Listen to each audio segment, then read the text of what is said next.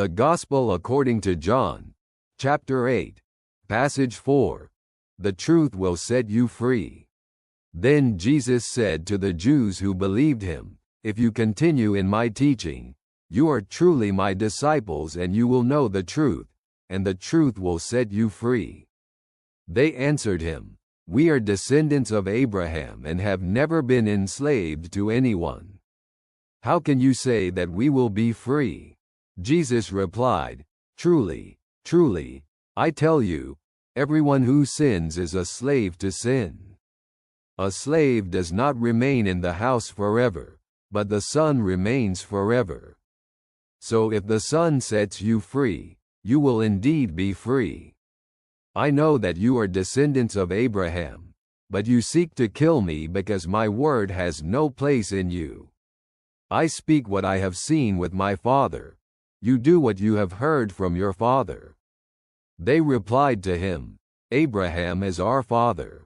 Jesus said to them, "If you were Abraham's children, you would do the works of Abraham. But now you seek to kill me, a man who has told you the truth that I heard from God. Abraham did not do this. You are doing the works of your father." They said to him, "We were not born out of wedlock. We have one Father, God." Jesus said to them, "If God were your Father, you would love me, for I came from God and am here. I have not come on my own, but He sent me. Why do you not understand my speech?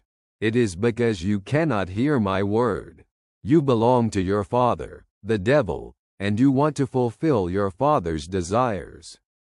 He was a murderer from the beginning and did not stand in the truth, because there is no truth in him. When he lies, he speaks from his own nature, for he is a liar and the father of lies. But because I speak the truth, you do not believe me. Can any of you prove me guilty of sin? If I am telling the truth, why do you not believe me? Whoever belongs to God hears the words of God. The reason you do not hear is that you do not belong to God." The Jews responded to him, "Aren't we right in saying that you are a Samaritan and are possessed by a demon?" Jesus answered, "I am not possessed by a demon, but I honor my Father, and you dishonor me. I am not seeking glory for myself, but there is one who seeks it and judges.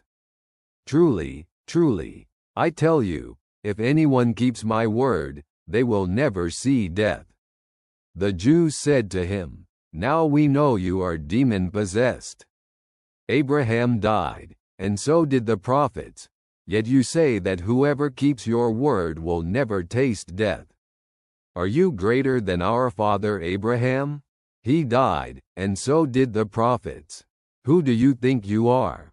Jesus replied, "If I glorify myself, my glory means nothing.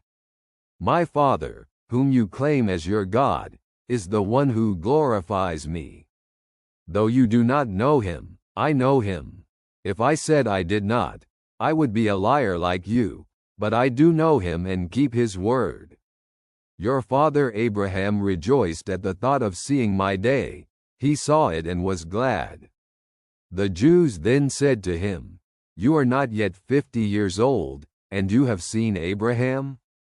Jesus said to them, "Truly, truly, I tell you, before Abraham was born, I am." At this, they picked up stones to stone him, but Jesus hid himself and went out of the temple. As we read these words, let's reflect more deeply. In this passage, Jesus says that remaining in his teaching leads to knowing the truth, which sets people free.